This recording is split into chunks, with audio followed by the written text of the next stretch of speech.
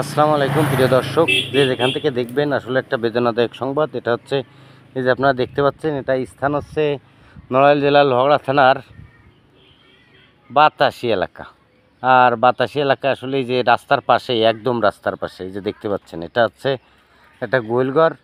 আর এখানে আসলে 3টা গরু এবং 5টা ছাগল, 3টা গরু 5টা ছাগল, এটা হয়তো কয়েলের আগুনে জ্বলে বা যে কোনো, এটা ইয়ে হয়েছে কীভাবে, আগুন ধরছে কীভাবে? কয়েলের আগুনে এই ঘর পুড়ে শেষ। সাথে যে উপরে গাছপালার অবস্থা খুবই খারাপ, এই যে দেখতে পাচ্ছেন। আর ওই যে গাছপালার অবস্থা খুবই জঘন্য, আর ঘর বাড়ি বাইসে গেছে কোনো কায়দায়। তাহলে মোট কত টাকার ক্ষতি হয়েছে আপনাদের? 2-3 লাখ। 3 লাখ। 2-3 লাখ। একটা আড়ি বাছুর, একটা গাই গাপ, তারপর বকন বাছুর। ও, ছাগল সাইড দিয়ে।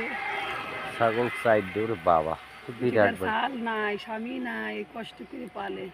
একা উনি সাইড দিয়ে খালি মাইয়ে বিয়ে হয়ে গেছে, ছেলেও নাই। ওনার ঘর কোনটা?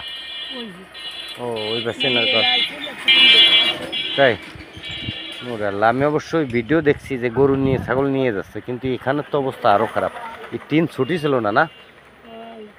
ফুটি তেল, ফুটি থেকে ফুটি উঠেছে, গরুগুলোর মধ্যে মরে রয়েছে। ইসরে, কি অবস্থা! এটা জ্বর ছিল কয়টায়? 10টায়। আমরা লোক সব এই যে পাট কষ্টা বাঁচিয়েছি, কষ্ট হয়ে ঘুমাই রয়েছি। আর উস নাই? উস নাই, ঠিক পাইনি।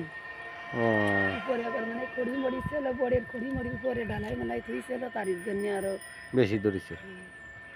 আর আমার গেলে গরু ডাই ছিল না যে সময় ইয়ে ছিল? তো কিছু ক্ষতি আটকেছে। ও, ঘুমাই গেছিলেন না?